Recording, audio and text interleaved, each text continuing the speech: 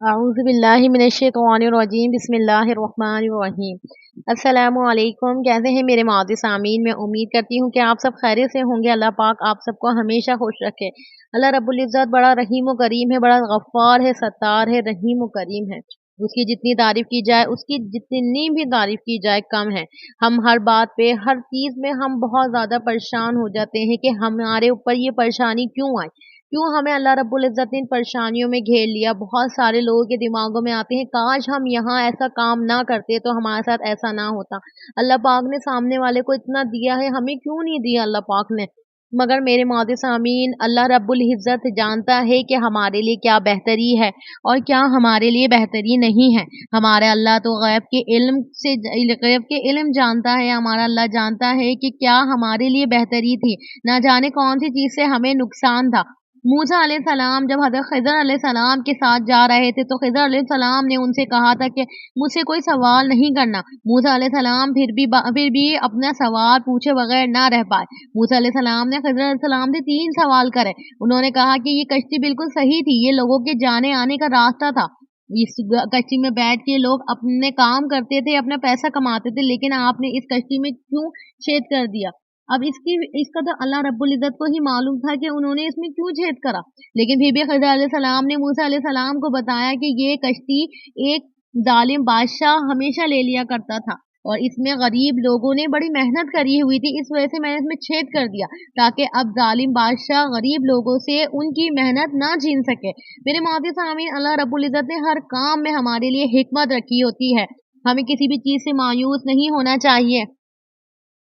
हम बहुत जल्द मायूस हो जाते हैं, बहुत ज़्यादा हम मायूसी के दल में चले जाते हैं, जो हमें शैतान बहकाता रहता है, शैतान हमें दलदल डालता रहता है और मायूस करते-करते हम अपने अंदर बहुत सारी बीमारियों को जन्म ले लेते हैं और वो बीमारियाँ हमें आखिरकार मौत की शक्ल में हमें हमें कब्र तक पहुँचा देती हैं। तो मेरे मोअज़्ज़िज़ सामीन, कभी भी हमें किसी चीज़ से अल्लाह से नाशुक्री नहीं करना चाहिए, क्योंकि हमारा अल्लाह जो करता है हमारे लिए बेहतर नहीं बेहतरीन करता है। अल्लाह पाक के हर काम में हमारे लिए हिकमत छुपी हुई होती है। मेरे मोअज़्ज़िज़ सामीन, आज मैं आपके लिए ज़िलहज के महीने का बहुत मुजद्दिद वज़ीफ़ा लेकर आई हूँ। इस वज़ीफ़े को आप 2, 3, 4 ज़िलहज वाले दिन कर सकते हैं और आप इस वज़ीफ़े को अपनी ज़िंदगी में कभी भी कर सकते हैं। जब भी आपकी ज़िंदगी में किसी किस्म की कोई परेशानी हो, पैसों की कमी हो गई हो या किसी के आप दर पर आ गए हों और वो आपको हक़ीर समझ रहा हो, आप उसके मोहताज हो गए हों, आपने सिर्फ़ एक मर्तबा इस अमल को करना है, इंशाअल्लाह कभी आप ज़िंदगी में किसी के मोहताज नहीं होंगे। कभी कोई आपको अपना मोहताज नहीं करेगा। इंशाअल्लाह आप सिर्फ़ अल्लाह के मोहताज होंगे, दुनिया वालों के मोहताज नहीं होंगे।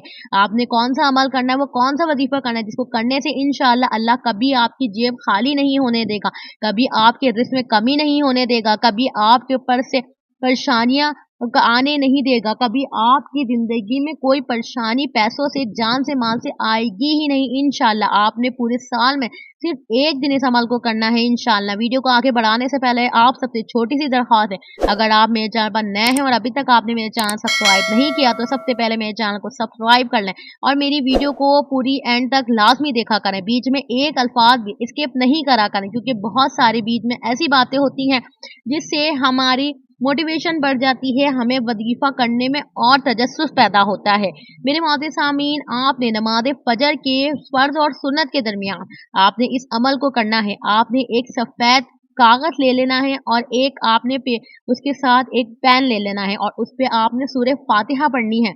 अव्वल आखिर आपने 3 मरतबा दुरूद इब्राहिमी पढ़ना है और उसके बाद आपने सूरह फ़ातिहा पढ़नी है। अगर आप उसको ज़बर ज़ेर पेश के साथ लिखना चाहें तो सही है, अगर नहीं लिखना चाहें तो भी कोई हर्ज नहीं है, लिख के अपने पास रख लें और फिर आप देखिएगा अल्लाह के मौज़े देखिएगा। और अगर ये पेज जो है आपका कुछ महीनों बाद बहुत ज़्यादा इसकी स्याही कमज़ोर होने लग जाए या पेज फट जाए, तो आप इसको कहीं दफ़ना दें और फिर से आप फ़जर की फ़र्ज़ और सुन्नत के दरमियान इसको फिर से लिख लें और लिख के अपने पास कहीं महफूज़ जगह पे रख लें, जहाँ पे इसकी बेदबी ना हो। आप देखिएगा आपके शौहर के कारोबार में, उनकी जॉब में, आपके बच्चों की पढ़ाई में, आपके घर के कारोबार में, घर के रिज़्क़ में, पैसों में इतनी बरकत होगी कि आप खुद मुआज़े देखेंगे इंशाअल्लाह और दूसरों को बताए बगैर इस वज़ीफ़े से आप रह ना पाएँगे। मैं उम्मीद करती हूँ कि आज की वीडियो आपको ज़रूर अच्छी लगेगी और आप इससे ज़रूर फ़ायदा हासिल करेंगे। मिलते हैं एक और अच्छी और नई वीडियो के साथ, जब तक मुझे दीजिए इजाज़त।